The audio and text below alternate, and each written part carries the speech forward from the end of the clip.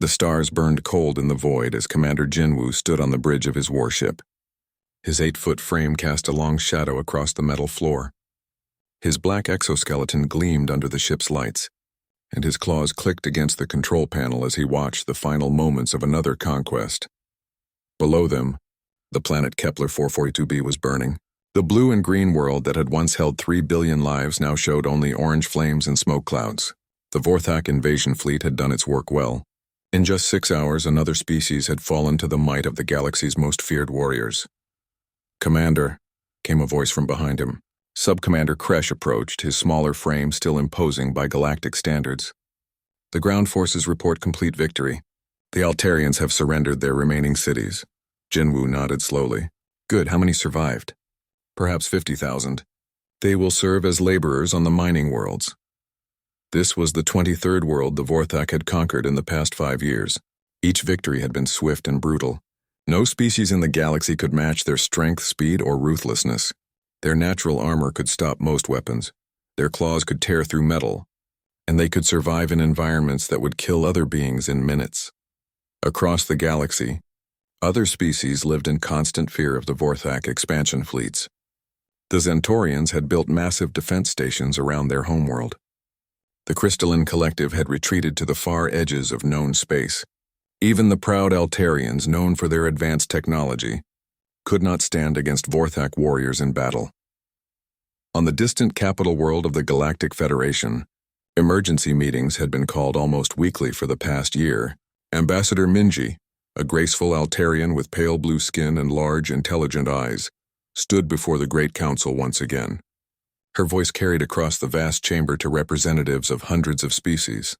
"Honored delegates," she began, her words translated instantly into dozens of languages. "We cannot continue to watch as the Vorthak consume world after world. Today it was my people's colony. Tomorrow it could be any of yours." The chamber buzzed with nervous energy. Representatives whispered among themselves, their various forms creating a strange symphony of sounds. Some had tentacles that writhed with anxiety. Others had feathers that ruffled with fear. "What do you suggest?"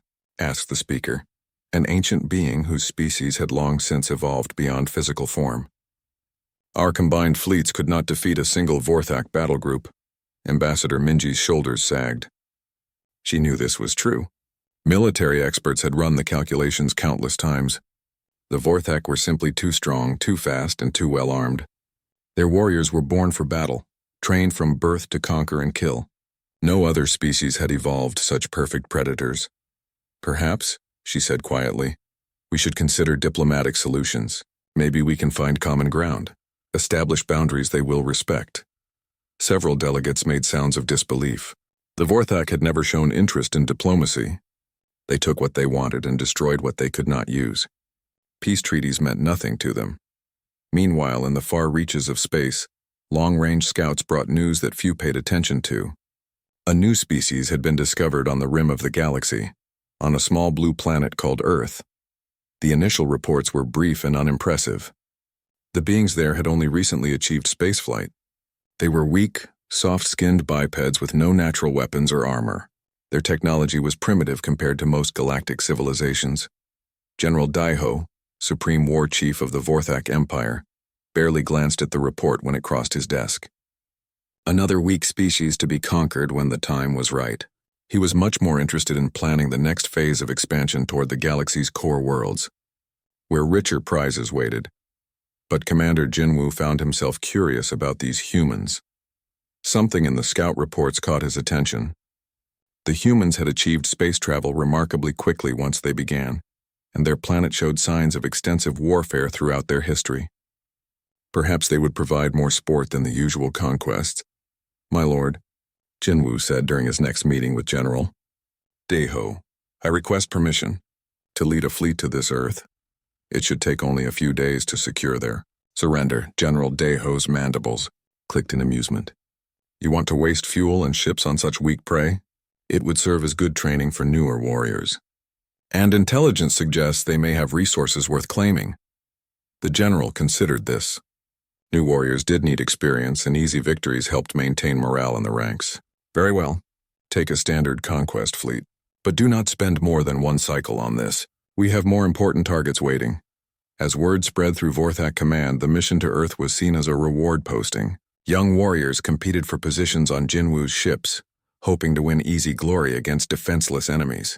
Veterans joked that the humans would probably surrender the moment they saw Vorthak warships in their sky. Back on Earth, humanity continued its daily existence unaware that their world had already been marked for conquest. In the deep space monitoring stations, a few astronomers had detected unusual signals from distant stars, but these were dismissed as natural phenomena or equipment malfunctions. Dr. Nari, working late in her laboratory in Seoul, paused as an unusual reading appeared on her screen. The signal pattern was too regular, too structured to be natural. She frowned and ran the analysis again. Could this be evidence of intelligent life beyond Earth? She reached for her communication device to contact her colleague Dr. Hyunwoo, but then hesitated. The data was still incomplete and she had been wrong before about similar readings. Better to gather more evidence before making any bold claims. As she worked through the night, refining her analysis and checking her instruments, she had no way of knowing that death was already traveling toward Earth at faster than light speed. Commander Jinwoo's fleet was preparing for departure, loading weapons and supplies for what they expected to be their easiest conquest yet. The galaxy held its breath, waiting to see which world would fall next to Vorthak might. None suspected that the small blue planet on the rim might be different from all the others. None imagined that the soft, weak humans might possess something that all the galaxy's warriors and weapons could not match. The stage was set for a confrontation that would reshape the balance of power across the stars. Captain Hyunwoo had been mining ice from Titan's rings for 3 months when his ship's sensors picked up something impossible. The ESS Discovery, humanity's first deep space vessel, had been designed for resource gathering, not first contact with alien life, but the object approaching them was clearly artificial and definitely not human. "Soman, are you seeing this?" Hyunwoo called to his chief engineer. Engineer Soman looked up from her console, her dark eyes wide with disbelief. "Captain, that ship is unlike anything in our databases. The hull material, the propulsion system, even the basic design principles are completely alien." The alien vessel was small, perhaps 50 meters long, with smooth curves that seemed to flow like water frozen in space. It moved without any visible engines, gliding toward them with impossible grace. As it drew closer, the Discovery's communication array crackled to life. "Unknown vessel," came a nervous voice speaking perfect English. "This is Scout Captain Clix of the Galactic Federation ship Wanderer. Please respond." Dr. Nari, the ship's xenobiologist, nearly dropped her coffee cup. She had dreamed of this moment her entire career. But now that it was happening, her hands shook as she activated the recording systems. "This is Captain Hyunwoo of the Earthship Discovery," he replied, trying to keep his voice steady. We welcome contact with your people." What followed was humanity's first glimpse into the larger galaxy. Captain Clix, a being who looked like a cross between a dolphin and an octopus, appeared on their main screen through translation technology that seemed like magic to human eyes. His skin was a pale green and his large eyes showed clear intelligence mixed with what looked like fear. "You are the humans from Earth?" Clix asked, his voice trembling slightly. "Yes," Dr. Nari said, stepping forward. "I am Dr. Nari, Earth's first xenobiologist. We are honored to meet you." Clix's expression grew more troubled. "Dr. Nari, I must warn you, your system has been marked for conquest. The Vorthak are coming." The name meant nothing to the humans, but Clix's obvious terror was clear enough. He quickly transmitted a data package that contained basic information about the galaxy's political situation. As the humans reviewed the files, their understanding of their place in the universe changed completely.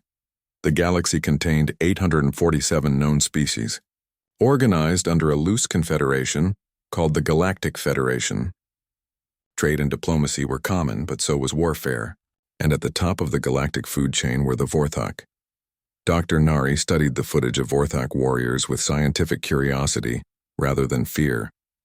"They're impressive," she admitted, "but they're still biological beings. They have to have weaknesses." Captain Hyunwoo was more practical. "How long before they arrive?" "Perhaps 2 of your months," Clix replied.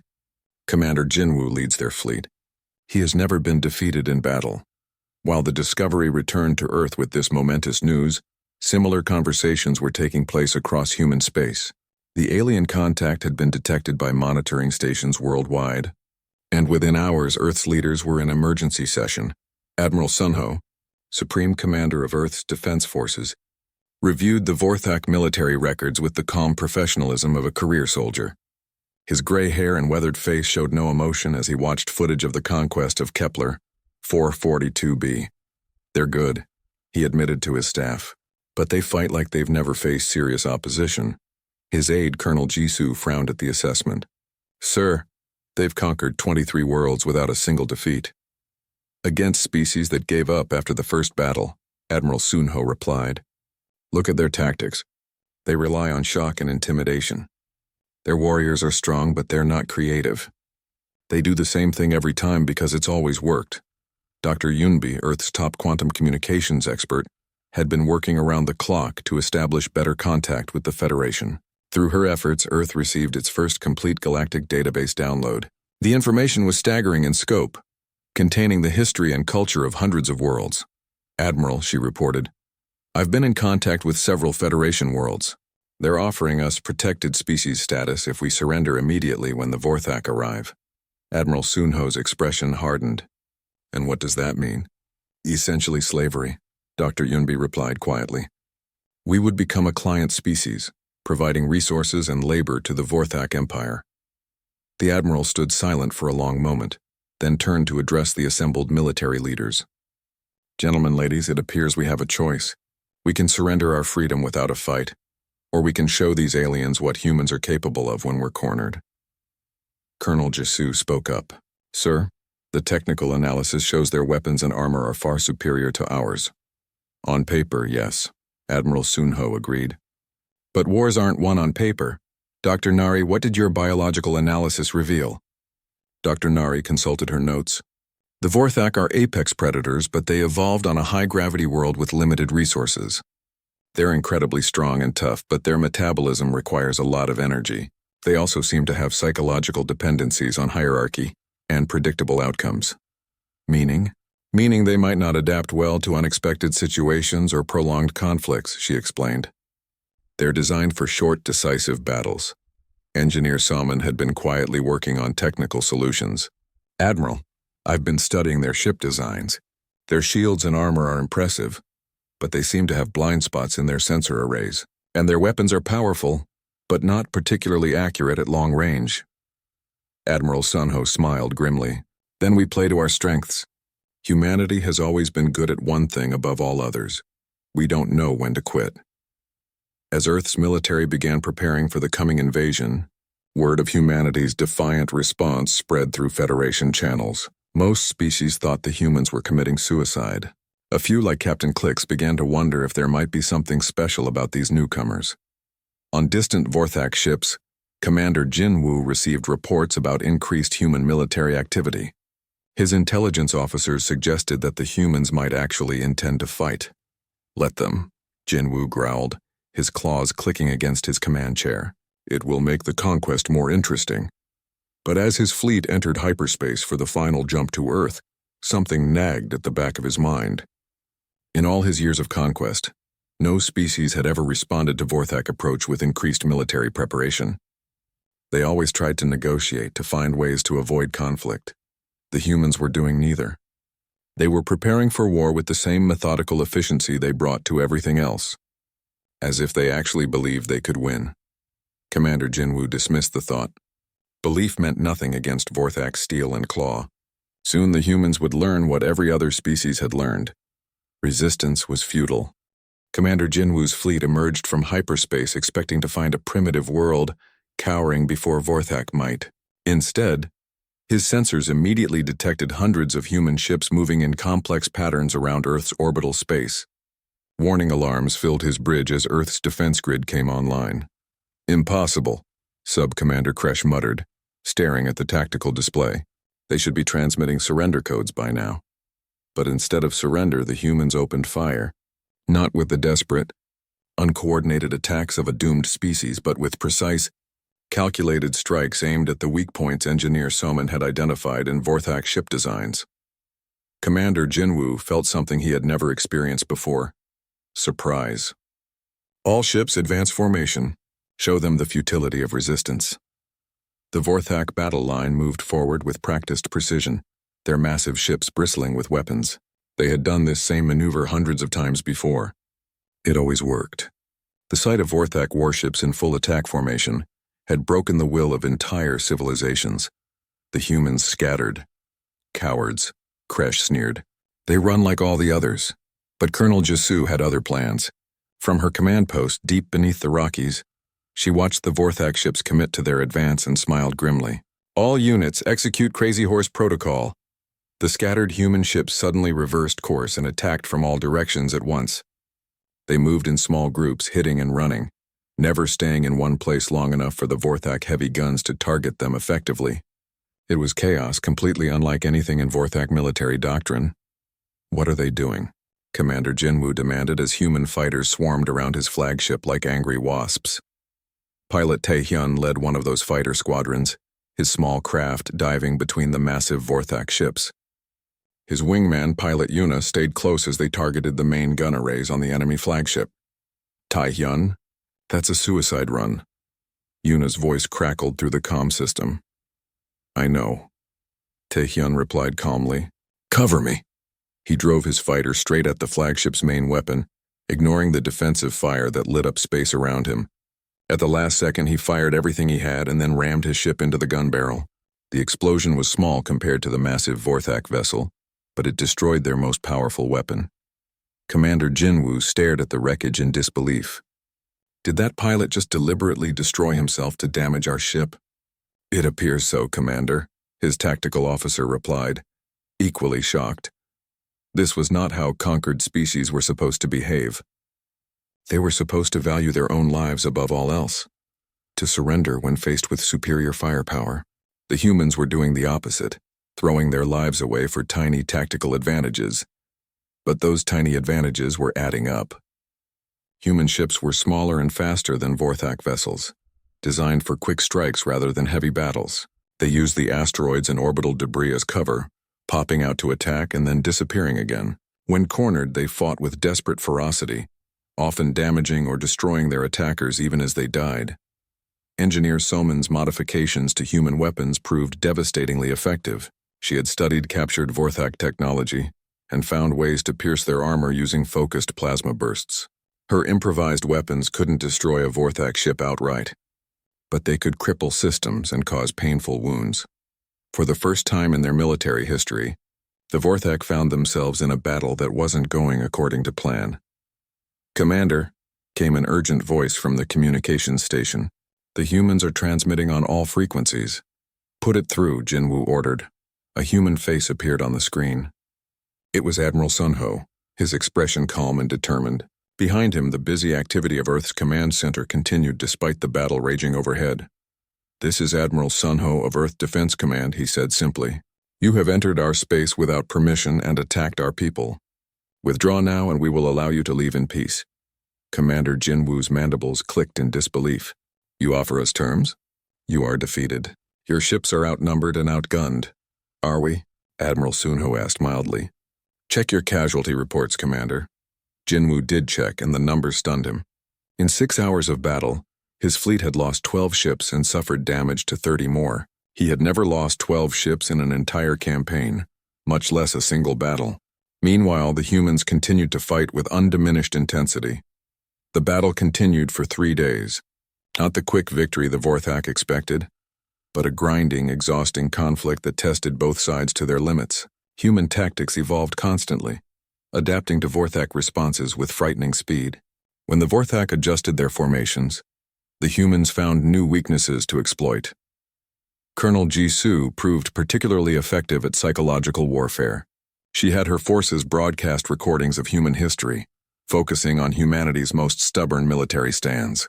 The Battle of Thermopylae, the defense of Stalingrad, the Siege of the Alamo. Each story carried the same message. Humans did not surrender, no matter the odds. The Vorthak warriors began to understand that they were facing something new. These humans fought like predators, not prey. They showed no fear of death, no willingness to submit. Every victory the Vorthak achieved came at a terrible cost, and the humans just kept coming.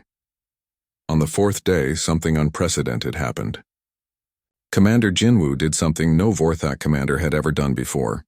He requested reinforcements. General Daeho, he transmitted to his superior. The humans are proving more difficult than anticipated. I require additional ships to complete the conquest. The silence from the other end of the transmission lasted long enough for Jinwoo to wonder if the message had gotten through. Finally, General Daeho's voice came through, filled with disbelief. You cannot conquer a single primitive world? Sir, these humans are unlike any species we have previously encountered. They do not fight like prey animals. They fight like us. Meanwhile, captured Vorthak soldiers were experiencing their own confusion. Colonel Jisoo had ordered that prisoners be treated according to human military conventions. They were given medical care, adequate food, and protection from abuse. This baffled the Vorthak, who had never shown mercy to defeated enemies. Why do you heal our wounds? Asked one captured warrior, speaking to Dr. Nari through a translation device.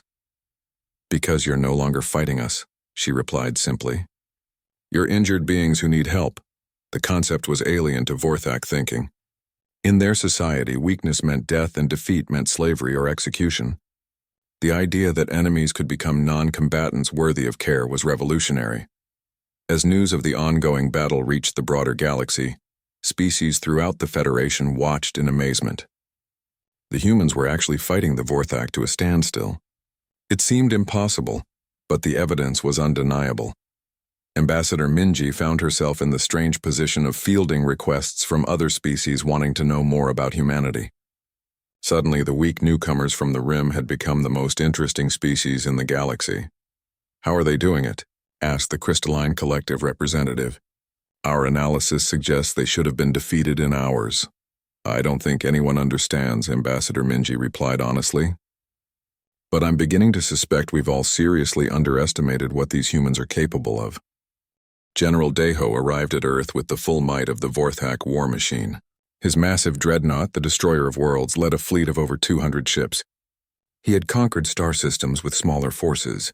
Surely these troublesome humans would finally submit to overwhelming power. Commander Jinwoo has failed to break human resistance for 2 weeks, General Daeho announced to his assembled captains. This ends now. We will demonstrate why the Vorthak are the masters of this galaxy. But Admiral Sunho had not been idle during those 2 weeks. Human military doctrine emphasized learning from every engagement, and Earth strategists had been studying Vorthak tactics with intense focus. Strategist Youngjae, a quiet man with sharp eyes, had identified patterns in Vorthak behavior that no one had noticed before. They're predictable, he explained to the gathered human commanders. They use the same formations, the same approaches, the same responses to resistance. They've won so many easy victories that they've stopped adapting. And that helps us how? Asked Colonel Jisoo. Youngji smiled. Because humans are very good at adapting. The first sign that something had changed came when General Daeho's advance scouts simply disappeared. Not destroyed in glorious battle, but vanished without a trace. Human ships would appear, strike quickly, and fade back into the asteroid belt before the Vorthak could respond.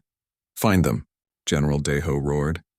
How can primitive ships hide from our sensors? Engineer Soman had the answer to that question. Working with captured Vorthak technology, she had developed stealth modifications that made human ships nearly invisible to Vorthak detection systems. More importantly, she had learned to jam Vorthak communications, isolating their ships from each other. The psychological warfare campaign had also intensified. Dr. Nari had studied Vorthak psychology and identified their greatest weakness. They had never experienced prolonged uncertainty. Human broadcasts now featured stories of persistence and endurance. The siege of Leningrad, where humans held out for 872 days. The Long March, where human soldiers walked thousands of kilometers rather than surrender. Stories of humans who simply refused to give up no matter what. These broadcasts were having an unexpected effect on Vorthak morale. Warriors who had never questioned victory began to wonder how long this fight might last. They had families on distant worlds, lives they expected to return to after a quick conquest.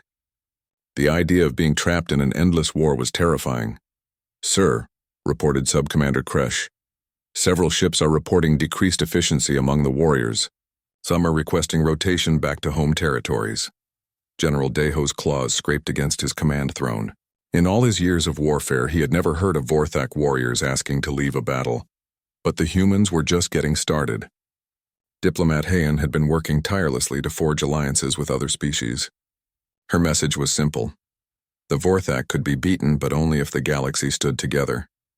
"Look what humanity has accomplished in just weeks," she told the Zentorian Defense Council.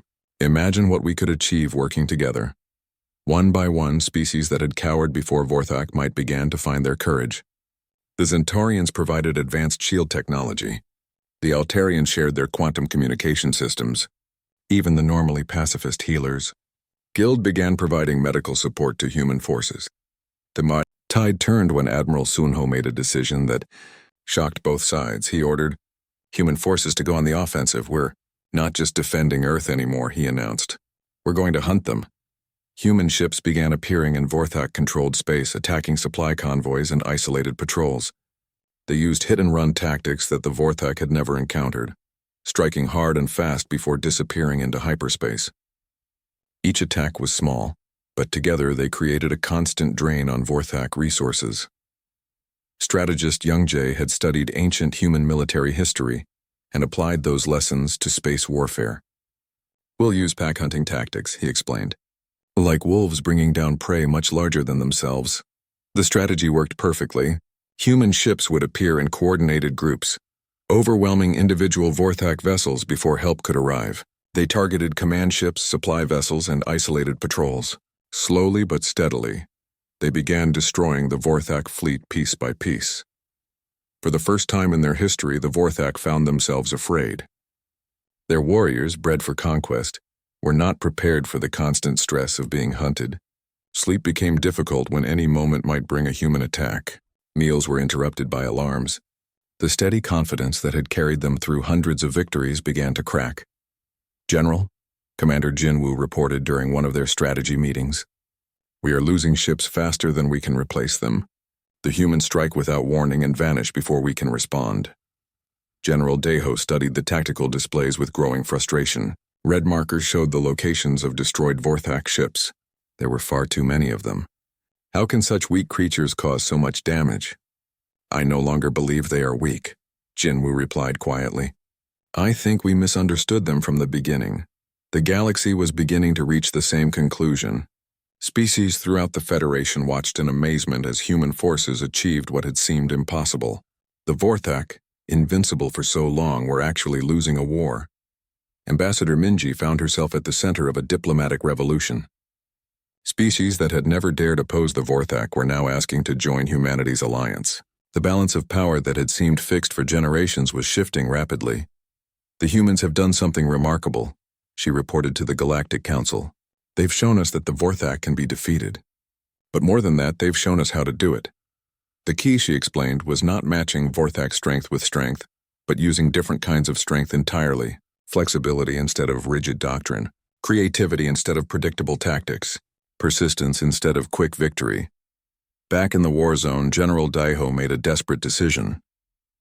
He would personally lead an attack on Earth itself, using every ship he had left. If the humans could be crushed in their home system, the rest of the galaxy would lose hope. But Admiral Sunho was waiting for him. Human defenses had grown stronger with each battle, and new allies had provided technologies that made Earth nearly impregnable. More importantly, the human fleet had grown as well, reinforced by ships from dozens of species who had found their courage. "General Daeho," Admiral Sunho's voice came across the communication channels as the Vorthak fleet approached Earth for what everyone knew would be the final battle. "You are outnumbered and far from home. Surrender now and we will treat your people with honor." General Daeho's response was a roar of fury. "Vorthak do not surrender." "Then you'll learn what happens," Admiral Sunho replied calmly, "when an unstoppable force meets an immovable object." The battle for Earth was about to begin, and this time the Vorthak were the ones who were afraid. The final battle lasted 18 hours. General Daeho threw everything he had at Earth's defenses, but the humans and their allies were ready. Ships from dozens of species fought alongside human vessels, creating a combined fleet unlike anything the galaxy had ever seen. When the smoke cleared, General Daeho's flagship was crippled and drifting. Most of his fleet was destroyed or disabled. The mighty Vorthak war machine, undefeated for generations, had been broken by a species they had dismissed as weak prey. Commander Jinwoo, his own ship badly damaged, opened a communication channel to Admiral Sunho. His voice was quiet. filled with something the galaxy had never heard from a Vorthak before: defeat.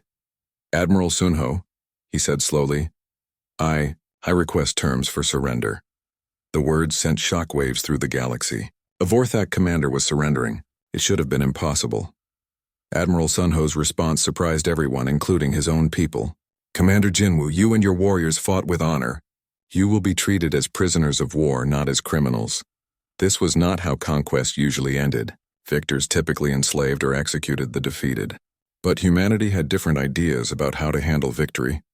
3 months later, President Jihan stood before the Galactic Council for the first time. She was a small woman compared to many of the beings in the vast chamber, but her presence commanded attention from every delegate present. "Honored representatives," she began, her words translated into hundreds of languages. "Humanity did not seek this war. We wanted only to live in peace and explore the stars. But when threatened with slavery or death, we chose to fight." The chamber was completely silent. Every being there knew the story by now. The species that had seemed weakest had defeated the species that had seemed strongest. "We did not win through superior strength," President Jihan continued. "We won because we refused to accept defeat. Because we adapted to every challenge. Because we never stopped believing we could find a way forward." She gestured to where Commander Jinwoo sat among the delegates. The former Vorthak commander now served as an advisor to the human delegation, helping to establish new diplomatic protocols.